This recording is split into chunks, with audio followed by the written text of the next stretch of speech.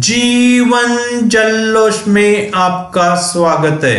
दोस्तों, आप जब भी महाराष्ट्र जाए, जैसे मुंबई, पुणे, नासिक, शिर्डी, कोल्हापुर, परली वैजनाथ, तो एक दिन के लिए पंढरपुर विठ्ठल रुक्मिणी मंदिर अवश्य जाए। पंढरपुर महाराष्ट्र के सोलापुर जिले में स्थित है। पंढरपुर में विश्व प्रसिद्ध विठ्ठल रुक्मिणी मंदिर है।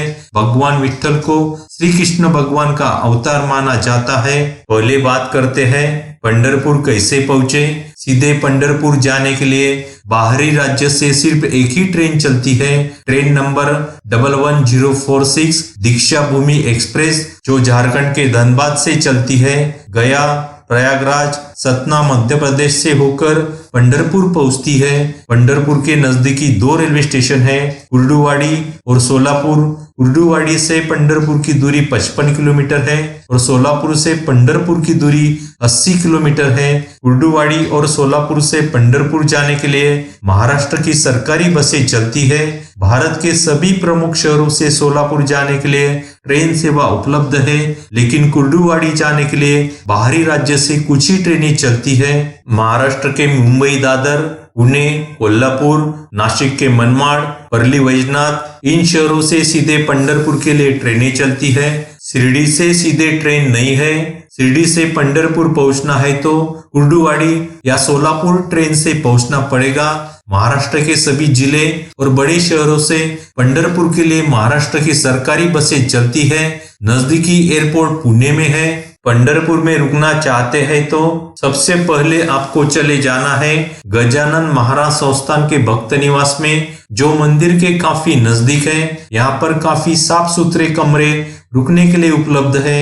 2 बेड से लेकर 8 बेड तक वाले रूम 300, 500, 800 में मिलते हैं। अगर यहाँ पर रूम नहीं मिलता है तो आपको चले जाना है विठ्ठल रुक्मिणी मंदिर ट्रस्ट के भक्त निवास में। मंदिर ट्रस्ट के 3 पुराने भक्त निवास हैं, MTDC भक्त निवास, वेदांत भक्त निवास, वीडियोकॉन भक्त निवास। इनमें रूम किराया 500 से 800 तक रहता है। अभी नया भक्त निवास बना है श्री विठ्ठल रुक्मिणी भक्त निवास। यहाँ पर 5 स्टार होटल जैसे प्रतीत होता है। दूसरे भक्त निवास के मुकाबले यहाँ रूम किराया कुछ ज्यादा है। नए भक्त निवास में रूम किराया 1000, 1200, 1500 है। चंद्रभागा नदी के किनारे इस्कॉन मंदिर है। इस्कॉन मंदिर के भक्त निवास में रूम किराया नॉन AC का 800 है और AC रूम का 1500 है। पंढरपुर में कई सारी धर्मशाला और मठ बने हैं। इनमें 250-300 में रूम मिल जाते हैं। प्राइवेट होटल में 800 से 1500 तक रूम किराया रहता है।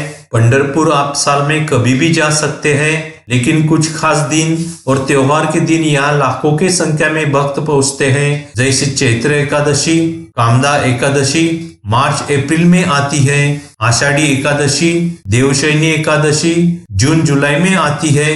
कार्तिकी एकादशी, देव उठनी एकादशी अक्टूबर नवंबर में आती है। माघी एकादशी, षटतिला एकादशी जनवरी फरवरी में आती है। इनके अलावा प्रमुख त्योहारों पर भी यहाँ बहुत ज्यादा भक्त पहुँचते हैं। जैसे उत्तर भारत में कावड़ यात्रा निकलती है, उसी तरह महाराष्ट्र में पंढरपुर दिंडी निकलती है।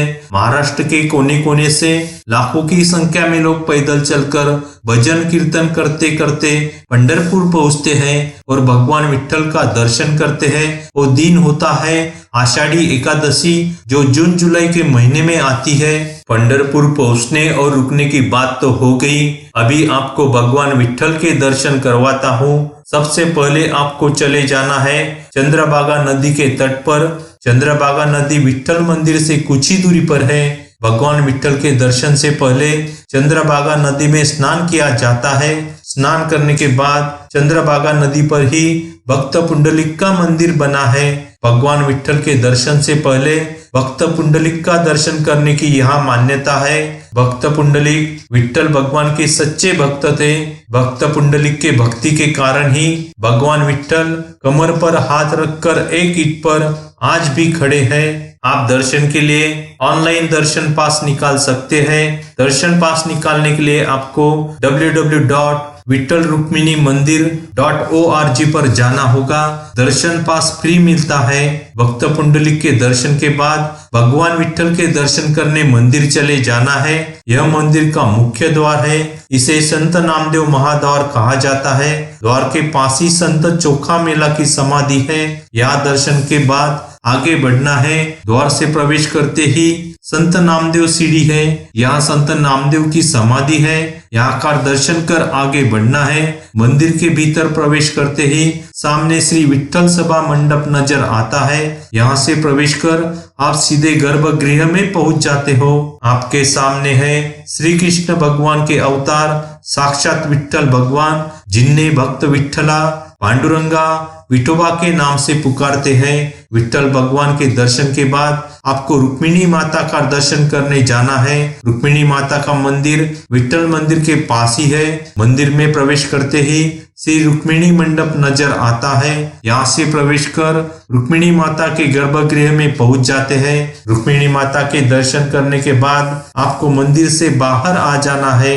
अगर आपके पास समय बचता है तो पंढरपुर के आसपास के अन्य मंदिरों को आप भेंट दे सकते हैं। पंढरपुर के प्रमुख मंदिर इस प्रकार हैं: श्री विष्णुपद मंदिर, श्री गोपाल कृष्ण मंदिर, संत श्री कैकाडी महाराज मठ, इस्कॉन मंदिर, तुलसी वृंदावन गार्डन, श्री संत गजानन महाराज मठ, पद्मावती मंदिर और भी कई सारे मंदिर पंढरपुर में हैं। दोस्तों, यहाँ पर पंढरपुर यात्रा की समाप्ति करते हैं। आगे और मिलेंगे नए सफर में। वीडियो अच्छा लगा तो लाइक अवश्य करें, कमेंट जरूर करें। अभी तक आपने चैनल सब्सक्राइब नहीं किया है तो सब्सक्राइब अवश्य करें और बेल बटन दबाना न भूलें।